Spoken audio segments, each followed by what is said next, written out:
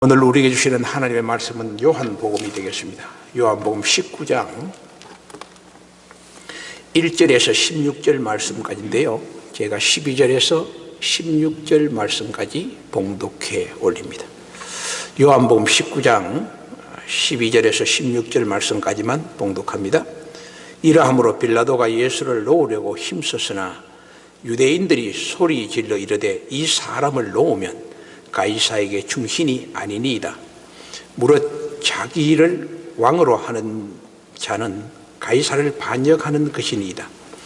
빌라도가 이 말을 듣고 예수를 끌고 나가서 돌을 깐 뜰에 있는 재판석에 앉아있더라. 이날은 유월절의 준비일이요 때는 제6이라. 빌라도가 유대인들에게 이르되 보라, 너희 왕이로다. 그들이 소리 지르되 없이 하소서, 없이 하소서. 그를 십자가에 못 박게 하소서. 빌라도가 이르되 내가 너희 왕을 십자가에 못 박으랴? 대제사장들이 대답하되 가이사 외에는 우리에게 왕이 없나이다 하니 이에 예수를 십자가에 못 박도록 그들에게 넘겨주니라. 아멘. 그동안 요한복음을 강의를 중단했습니다. 연말이 되고 새해가 되어서 그에 관한 말씀을 전하다 보니까 계속하지 못했는데 이제 오늘부터 요한복음 강의를 계속하려고 합니다. 우리가 세상에 살다 보면은 자신의 일은 물론이고 사람의 관계 속에, 조직 속에서 나 자신이 스스로 판단을 해야 될 때가 있습니다. 결정을 해야 될 때가 있다는 것이죠. 그리고 또 내 자신이 또 사람들을 통해 또 조직을 통해서 판단을 받을 때가 있는 것이죠. 특히 사람의 관계를 판단한다는 것은 대단히 어려운 일이죠. 자칫 판단하다 보면 상대방에게 상처를 주고 또 죄를 짓게 하고 또 그것 때문에 큰 낭패를 당하는 것이 바로 이 판단이라는 문제입니다. 판단이 어렵다는 것이죠. 그래서 세상에도 수많은 사람들이 살다 보니까 송사 사건들이 많고 판단할 일이 너무 많아서 법이 있습니다. 그리고 또 법을 판단하는 법관이 있고 또 그것을 열리는 법정이 있지 않습니까? 그것을 통해서 나름대로 세상의 모든 관계성의 문제들을 판단하는 것을 보게 되는 것입니다. 여러분, 판결을 한다는 것은 잘 해야 되는데 판결을 잘하기 위해서는 참 힘든 일이 많기 때문에 세상에서는 이 판결의 원리를 중요한 두 가지의 원칙을 정해놓고 거기에 따라서 판결을 하는 법정주의가 있습니다. 그 첫째 하나가 뭡니까? 죄형 법정주의라는 것이죠. 법이 없으면 죄도 없고 형벌도 없다. 그런 죄형 법정주의입니다. 법학에서 이야기하는 내용들이죠. 그 법에 따라서 죄를 판정하고 또 법에 따라서 형벌을 준다. 그런 죄형 법정주의가 있고 또 하나는 판결의 기준이 되는 것은 증거 법정주의입니다. 무조건 자유심정주의로 판단하는 것이 아니고 증거에 의해서, 사실적 증거에 의해서 재판하고 판단하라. 그래서 증거 법정주의를 하는 그 법을 만들고 혜택되는 그런 것들을 이제 찾아서 증거로 채택하는 것을 우리가 보게 되는 것입니다. 그리고 여러분, 이 판단의 기준 속에 아주 영원한 진리가 있죠. 그것은 뭐냐? 세상적으로 모든 사람들이 인정하는 진리가 있습니다. 그리고 누구에게는 양심이 있습니다. 양심의 소리가 있습니다. 그 영원한 진리와 양심 또한 이 판단에 매우 중요한 기준이 되고 있다는 것을 우리가 알 수가 있습니다. 자, 성경에도 예수님이 마태복음 18장에 보면 이런 내용이 있습니다. 인간관계의 판단 기준을 하나 제시했는데요, 내 형제가 죄를 범하였거든 가서 너와 그 사람만 상대하여 권고하라. 만일 들으면 네가 네 형제를 얻은 것이요, 만일 듣지 않거든 두 사람을 데리고 가서 두세 증인의 입으로 말마다 확정하게 하라. 만일 그들의 말을 듣지 않거든 교회의 말하고 교회의 말을 듣지 않거든 이방인과 세리같이 여기라. 무슨 뜻입니까? 교회 생활을 하면서 교인 사이에 문제가 발생해요. 뭐 말에 다툼, 네가 옳으니 뭐 나쁘니 그런 말이 많죠. 그럴 경우에 첫 번째 원리가 뭐냐? 한 사람 말 듣지 말라는 거죠. 한 사람 말 듣고 누가 가더라, 누가 이야기하더라, 막 그런 걸 음성적으로 이야기하는 것은 그건 잘못된 것이라는 것입니다. 반드시 상대방 두 사람을 불러놓고 이야기를 하고 말을 들어보라 그런 거죠. 거기에서 이제 서로 권고해서 화해가 되지 않으면 두세 사람의 정인을 불러서 또 권고를 하게 하는 것입니다. 그게 말을 듣지 않으면 교회에 말하고, 교회는 이제 당회가 있죠. 당회에서 그 사람들을 불러서 신문도 하고 또 대화도 하고 그렇게 해서 권고를 할 것입니다. 그 말도 듣지 않으면 이방인과 세리처럼 여기라. 출교시키는 거예요. 교회에서 출교. 내보내라는 거예요. 자, 그래서 예수님은요, 이 판단의 기준은 너무나 중요하고 자칫하면 죄를 짓는 거기 때문에 비판을 받지 않거든 비판하지 말라. 그렇게 예수님은 우리에게 말씀해 주고 있는 것을 보면서 이 판단의 섣부른 행동, 그런 경계를 우리에게 말씀해 주고 있습니다. 왜 예수님이 그런 말을 했을까? 인간은 피조물이에요. 피조물이란 인간은 모든 것을 알 수가 없어요. 지식과 경험과 상식 모든 것에 한계가 있는 사람이에요. 그러므로 판단을 섣불리 하지 말라는 거예요. 그 다음에 이 판단의 기준은 시대와 상황에 따라서 변화무쌍해요. 언제 어떻게 변화될지 몰라요. 그러므로 인간이 판단한다는 것은 대단히 위험하다. 조심하라. 그리고 판단을 한다는 것은 자칫하면 내가요 판단의 자리에 서게 돼요. 그러다 보면 교만해져요. 내가 다 아는 거지. 그런 교만한 그런 자리에 이르게 되고, 성서적으로 볼 때는 내가 남을 판단하는 하나님의 자리에 서게 되는 거예요. 그러므로 예수님은 이 비판과 판단, 이것을 아주 신중하게 조심하라, 그렇게 우리에게 권면해 주고 있습니다. 오늘 본문은요, 역사 속에, 세기 속에 아주 중요한 판결을 한 사건이죠. 하나님의 아들이요 진리의 주체이신 예수님을 피조물인 인간들이 판단을 하고 예수님을 십자가에 못 박게 하는 엄청난 범죄 판단이 오늘 본문에서 나타나고 있습니다. 이 재판정에는 이방인 빌라도가 있고, 또 당시의 최고의 종교 지도자라고 말하는 대제사장이 있고, 그다음에 예수님도 있고, 많은 무리들이 모여 있는 재판의 현장입니다. 세상적으로 말하면 재판장이 누굽니까? 재판장이 빌라도입니다. 예수를 고소한 대제사장은 원고죠, 원고. 그 다음에 이 대제사장의 고소를 당한 예수님은 고소를 당했으니까 피고지요. 그리고 많은 무리들은 이 방청객이다, 그렇게 우리가 생각해 볼 수도 있습니다. 이걸 머리에 염두에 두시고, 이런 세계의 재판이 지금 하나 이루어지고 있다 하는 것을 우리가 본문을 통해 보게 됩니다. 자, 오늘 이 본문을 내가 강의를 하면서 우리는 신앙인입니다. 크리스찬입니다.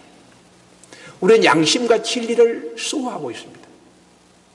그럼 진리와 양심을 가지고 있는 크리스찬들, 신앙인들이 내가 스스로 판단의 자리에 서게 될 때, 또 판단을 받게 되는 그런 자리에 서게 될 때 어떻게 스스로 지혜롭게 판단하고 결정할 수 있는가 하는 원리들을 오늘 이 빌라도와 그리고 대제사장과 예수님의 판단의 이 과정을 통해 우리는 지혜를 얻어야 될 줄 믿습니다. 자, 첫 번째 우리는 빌라도를 봅시다. 빌라도는 어떤 판단을 했을까? 여러분, 빌라도는 예수를 잘 알지 못하는 이방인입니다. 그리고 진리도 모르고 신앙에 무관심한 사람인데요, 이런 빌라도가 진리이신 예수를 판단한다는 것은 참 부담이 되었을 거예요. 자기 자신이 뭐 아는 게 있어야 판단을 하지. 그래서 성경에 보면은 두려움이라는 말도 나오고, 또는 스스로 책임을 회피하는 무관심의 모습을 우리는 이 빌라도의 행동을 본문을 통해 우리가 발견하게 됩니다. 특히 대제사장이 빌라도에게 고소한 내용이 크게 두 가지입니다. 네가 유대인의 왕이냐, 네가 유대인의 왕이냐? 네가 하나님의 아들이냐? 네가 어디서 왔느냐? 이거 참, 이 빌라도가 세상 이방인이 신앙적이고 진리적인 이 그리스도를 판단한다는 것은 참으로 아이러니하고 힘드는 자리에 선 것을 보게 됩니다. 그럼에도 불구하고 오늘 본문의 빌라도는 세 가지의 중요한 판단을 하고 있는 것을 본문에게 우리에게 교훈해 주고 있는데요. 그것을 제가 정리해 보니까 이 빌라도의 판단의 원리는 어떻게 했느냐? 첫 번째는 그의 양심의 소리보다 세상의 소리를 듣고 판단한 것을 보게 됩니다. 빌라도가 고소 내용을 받고 예수를 여러 차례 신문했는데, 그리고 회유도 하고 협박도 했겠죠. 내 말을 잘 들으면 내가 너를 풀어줄 수도 있다, 이런 이야기도 하지 않습니까? 요즘도 마찬가지. 세상에 검사들이 신문할 때 여러 방법을 쓰겠죠. 회유도 하고 또 위협도, 네가 몇 년 형을 받는다, 이런 것도 이야기할 거고 마찬가지다는 거예요. 그러면서 예수께 신문을 했지만 예수님의 대답이 무엇입니까? 내가 이미 너에게 말하지 아니하였느냐? 나는 세상의 사람이 아니고, 내 나라는 세상의 나라가 아니고, 이 나라는 나의 나라가 아니다는 거예요. 세상에 속한 것이 아니다는 거예요. 내 나라는 하늘나라에 속하다 있다는 거예요. 그리고 내가 세상에 온 것은 진리를 증거하기 위해서 온 것이다. 그리고 자기에게 회유와 협박을 하는 빌라도에게 네가 지금 행하는 모든 권세가 위에서 주지 않으면 너는 행할 수가 없어, 그런 권면까지 하신 분이 예수님의 신문의 답변이었습니다. 자, 여러분, 이러한 이야기를 듣는 빌라도는 이 판단을 어떻게 할 수 있겠어요? 야, 나는 이 나라에 속한 것이 아니고 세상에 속한 것이 아니다. 난 진리를 증거하기 위해서 왔다. 네가 행하는 권세는 하늘에서 주어야 할 수 있다. 여기에 빌라도는 양심의 소리를 듣기 시작합니다. 야, 이거 내가 죄 없는 사람을 심판하는 거 아니냐? 양심이 고동치고 양심 속에 이제 이야기가 막 가책을 느끼기 시작합니다. 그래서 빌라도는 그 양심의 가책의 소리를 무리들 앞에 세 번이나 이야기합니다. 예수는 죄가 없다. 나는 죄를 발견한 것이 없다. 그런 선언을 하지 않습니까? 빌라도가 순간적으로 자기의 양심의 소리를 듣고 예수는 죄가 없다는 것을 고백한 것을 우리는 받아들일 수가 있습니다. 그렇습니다. 여러분, 하나님은요, 우리에게 양심을 다 주었어요. 모든 인간에게 하나님을 믿든 믿지 않든 양심이 다 있습니다. 양심이 있습니다. 양심이란 의미는요, 세상적인 의미로 정의하면 인간의 정신세계의 한 분야입니다. 양심의 소리를 듣지 않았을 때, 행하지 않았을 때 죄책감과 괴로움을 느끼게 되는 것이 인간의 본능입니다. 성경에는 이 양심이란 말은요, 도덕적인 깨달음으로 이해하는 단어로 우리에게 표현하고 있는데요, 슈네이 데시스라는 말이에요. 이 양심을 통해 우리는 도덕적인 깨달음을 알게 하고 판단의 기준을 준다는 겁니다. 양심이라는 것은 대단히 중요한 거 아닙니까? 이 양심을 통해서 옳고 그름을 판단하는 하나의 스탠다드, 기준이 되고 있다는 거예요. 신학에서는 이걸 뭐라 하냐, 내적인 광명이다, 그렇게 표현해요. 밝은 빛이라는 겁니다. 결코 어둠이 없는 밝은 빛으로 인도하고 판단해 주는 것이 인간의 양심이라는 겁니다. 우리 그러잖아요. 다투다가 너 양심 있냐? 참 최고의 판단의 기준이 양심 아닙니까? 양심의 소리는 바꿀 수가 없어요. 그래서 신학적으로 이거는 내적 광명이라고 표현하면서 거기에서 이 크리스찬들이 또는 신앙인들이 이 내적 광명에 따라서, 양심에 따라서 옳고 그름을 판단하며 생활하는 것이다. 그래서 우리 성도들은요, 이 양심에 대해서 적어도 세 가지의 기준을 가지고 있어야 돼요. 첫 번째 기준이 뭐냐? 양심을 통해 자기를 평가할 수 있어야 돼요. 자, 나는 양심을 갖고 있는데, 하나님 주셨는데, 이 양심은 선하고 깨끗하다는 그런 자기평가, 나는 그걸 가지고 있다고 확신해야 되는 거예요. 바울이 그렇게 이야기했어요. 그 다음에 양심에 따른 정언을 해야 돼요. 나는 내 마음속에 하나님이 주신 양심이 있기 때문에 이 양심에 따라 나는 행동한다. 바울은 내 마음속에 하나님이 주신 율법을 내 마음에 양심에 새겼다, 그렇게 표현하고 있습니다. 그 다음에 양심에 대한 확실한 인식체계가 있어야 돼요. 확실히 믿고 따라가야 한다는 겁니다. 그것을 하지 않으면 양심의 소리가 들려도 잠깐 지나면 그 양심이 사라져버리고 무감각해 되고 화인 맞은 양심이 되는 거예요. 자, 여러분, 화인 맞은 양심은 성경 디모데전서를 보면요, 무감각한 양심이라 그래요. 감각이 없다는 겁니다. 처음에 양심의 소리가 들려와요. 아, 그렇게 해야지. 근데 화인 맞은 양심은 양심의 소리가 들리고 난 다음에 순식간에 그것이 사라져버리고 양심 자체를 무시하고 양심의 소리에 대한 무감각해진다는 겁니다. 그건 자기대로 생활한다는 거죠. 그러면 양심의 소리 외에는 무슨 소리가 있습니까? 세상의 소리가 있습니다. 자기 육의 소리가 있습니다. 그거 받고 들을 게 없어요. 세상 소리, 육의 소리, 사람 뭐 잡다, 누가 가더라, 뭐 그랬단다 하고 뭐 그게 빠질 수밖에 없는 거예요. 화인 맞은 양심이 된다, 그런 얘기입니다. 자, 그럼 다시 돌아와서 빌라도는 양심의 소리를 처음엔 들었어요. 그런데 빌라도가 양심에 판단했지만 세상 소리를 듣는 순간 그는 화인 맞은 양심으로 변화될 수밖에 없었다, 그런 이야기입니다. 양심의 소리대로 판단하지 못했다는, 무죄를 선언해놓고도 다시 돌아와서는 그것을 그대로 확신이 없으니까, 양심에 대한 자기평가나 양심에 대한 정언이나 양심에 대한 확신이 없으니까 그것이 양심의 소리가 무감각한 소리로 변하면서 화인 맞은 양심으로 변질되었다는 겁니다. 누가? 빌라도가. 여기서 주는 우리 중요한 교훈은, 우리 성도는 그럼 어떻게 해야 되느냐? 내게 좀 불편이 있고 힘들더라도 우리의 결단은 참 힘든 거죠. 그러나 그럼에도 불구하고 신앙인들은 양심의 소리를 듣고 판단을 하도록 노력해야 된다. 그래 하기 위해서는 어떻게 해야 됩니까?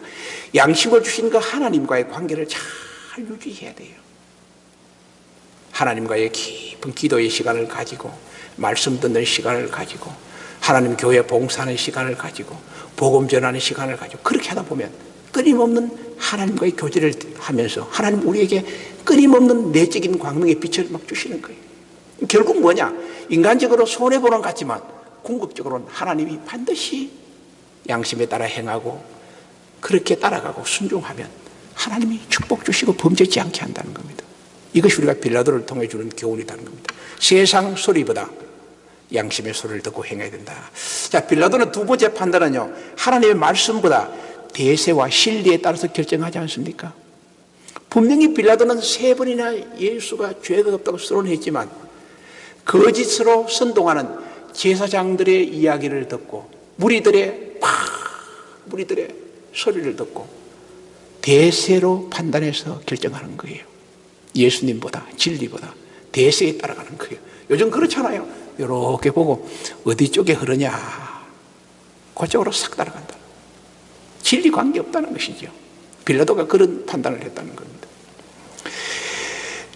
오늘 본문 12절에요. 유대인들이 이렇게 말합니다. 이 사람을 놓으면 가이사의 충신이 아니다. 무릇 자기를 왕이라 하는 자는 가이사를 반역하는 것이다.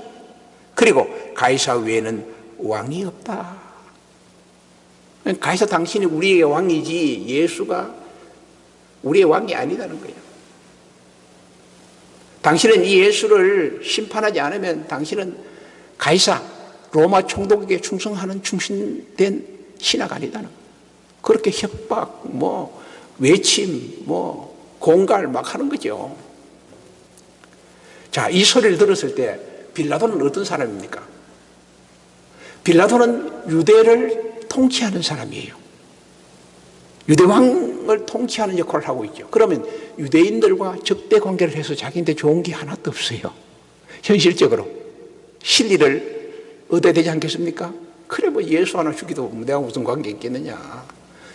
저 수많은 무리들이 나를 따라야 내가 정치를 잘할 수 있지 않느냐. 정치인들이 다 그래요. 그래서 결국 무엇입니까? 예수를 십자가에 못 박고 대세를 따라, 자기의 유익을 따라 판결을 한 것이에요. 만약에 유대인들이 이 사실들을, 내가 예수를 놓아주고 유대인의 왕이라는 사람을 놓아주고 그런 일을 했다는 것을 로마 가이사에게 알리면 내 이 위치가 어떻게 될까? 하여튼 그런 계산을 많이 했을 거예요. 어쨌든 이 빌라도의 판단은 예수나 진리보다는 자기의 유익과 대세에 따라서 결정했다. 판단했다. 이것을 우리가 주의해야 될 것은, 그렇죠, 신앙생활 하면서 야, 요거 잘못하면 내 이제 손해가 많은데 어떻게 할까? 그때 성경에 보니까 그게 아니야. 그리 하면 안 돼. 여기서 우리는 빌라도를 따라가면 안 된다는 것이죠. 말씀과 진리에 따라서 판단하고 결정하는 지혜로운 성도가 되어야 된다, 그런 이야기입니다. 그래서 세 번째 빌라도는요, 진리의 깨달음보다 무관심으로 방치했어요. 예수가 분명히 빌라도에게 이야기했어요.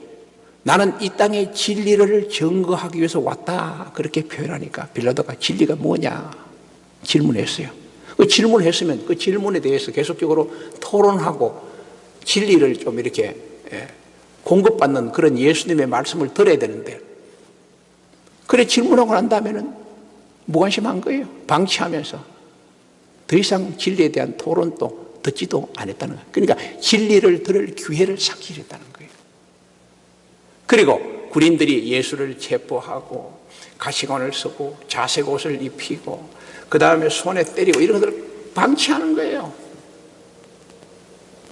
진리에 배울 기회를 상실하고 예수님을 방치하는 그런 그릇된 판단을 한 사람이 바로 빌라도였다, 그런 얘기입니다.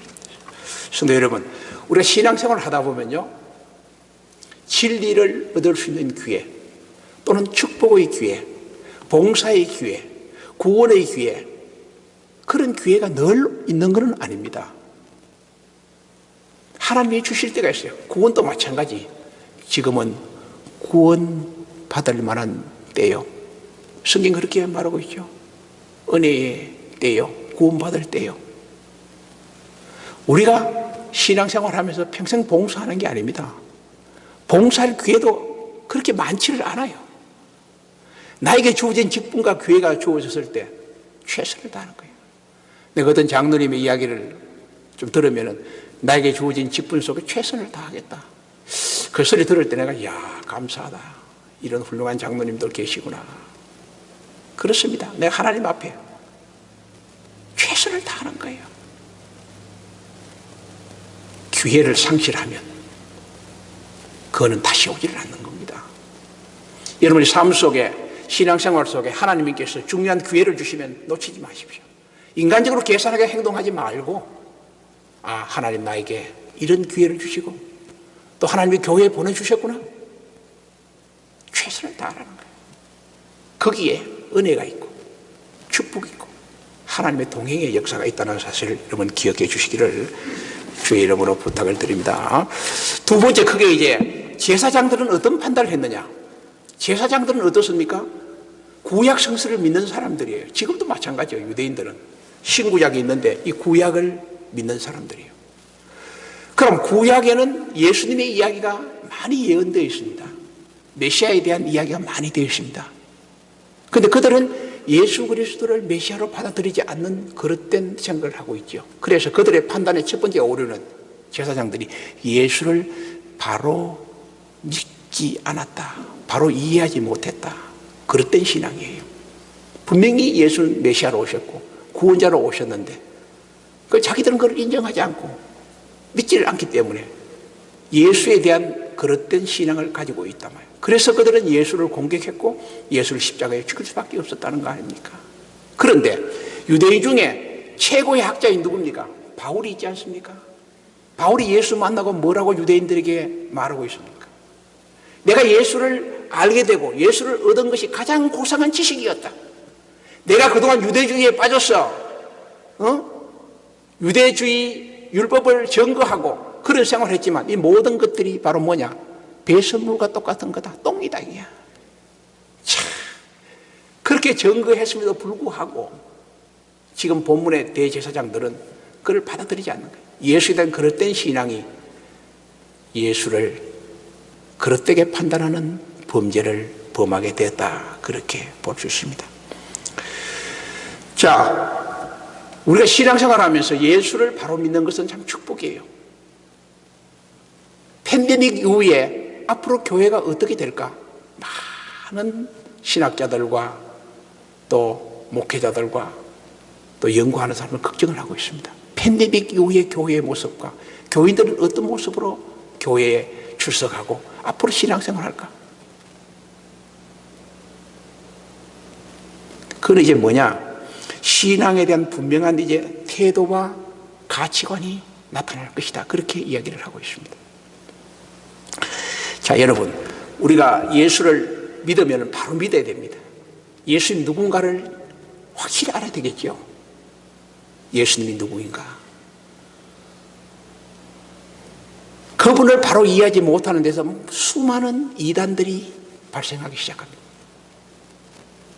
예수님은 우리의 주님이시고 우리의 구원자시요 왕중왕이시며 다시 오실 그리스도,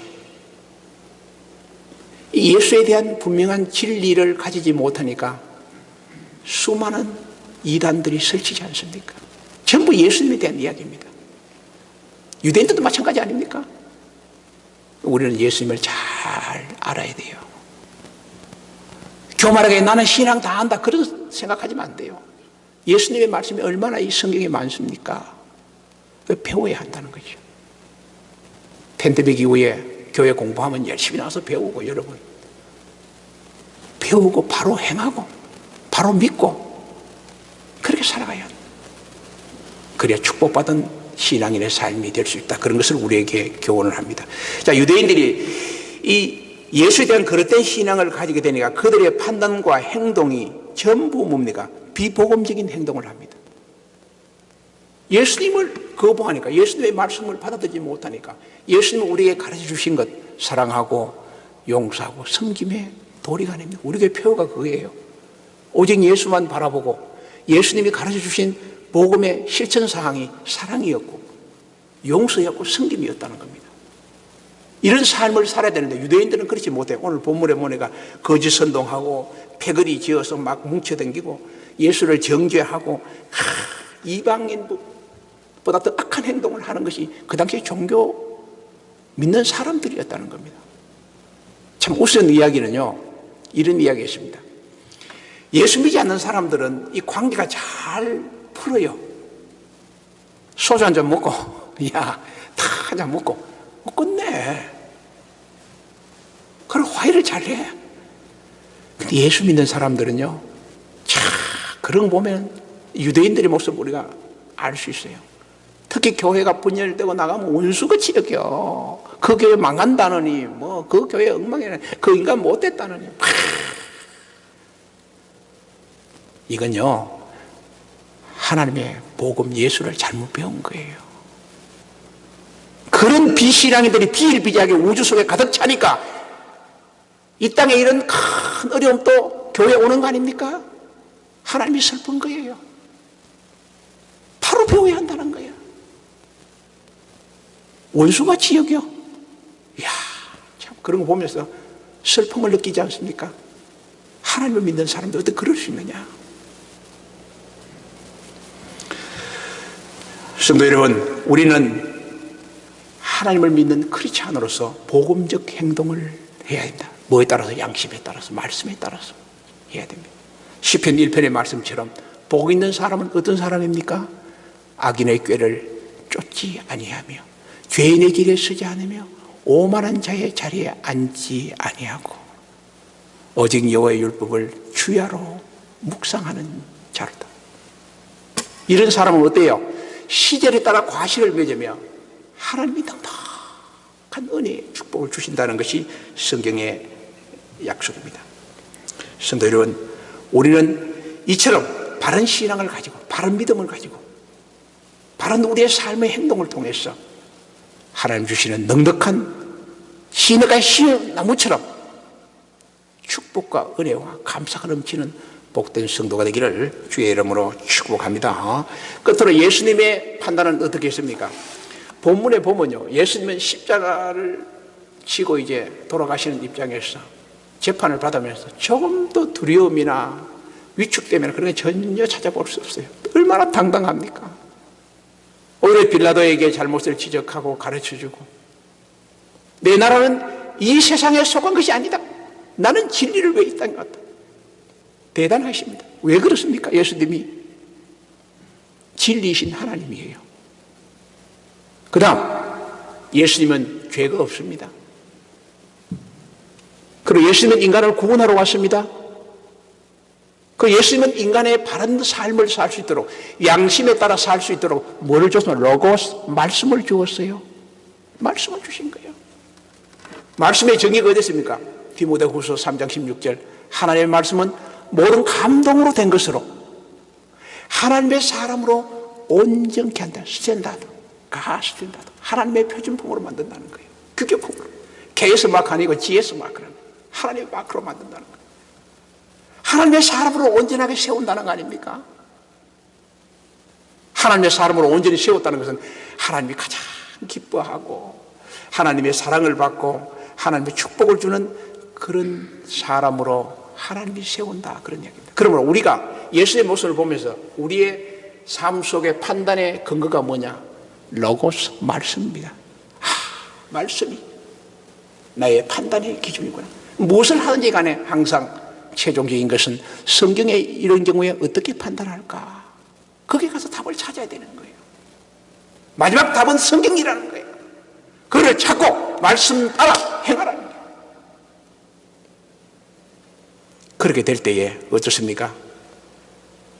우리는 결코 범죄하지 않고 실패하지 않고 하나님의 큰 사랑 속에 세상의 빛과 소금이 되어서 우리를 통해서 하나님의 복음이 선포되는 거예요. 하나님의 교회가 우뚝 세워지는 거예요. 수많은 세상 사람들이 그분이 어느 교회 집사구나, 수도교회 집사구나, 나 그분 때문에, 그분 모습 때문에 교회 가야 되겠어. 그게 전도입니다. 삶의 전도, 삶의 전도.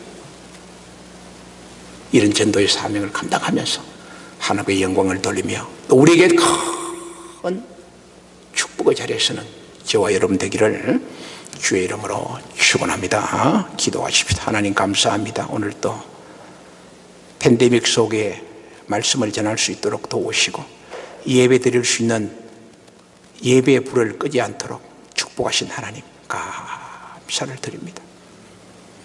세상 사람들은 세상 소리 듣고 판단하고 대세에 따라 판단하고 자기 유익에 따라 판단하지만 우리는 예수 그리스도와 그의 말씀과 양심과 진리에 따라서 판단하고 행할 수 있는 복된 성도들 다 되어서 하나님의 사랑받는 귀한 자녀들 다 되고 어려움 속에서도 주님의 보호와 동행 속에 승리하는 귀한 성도들 되게 하여 주옵소서.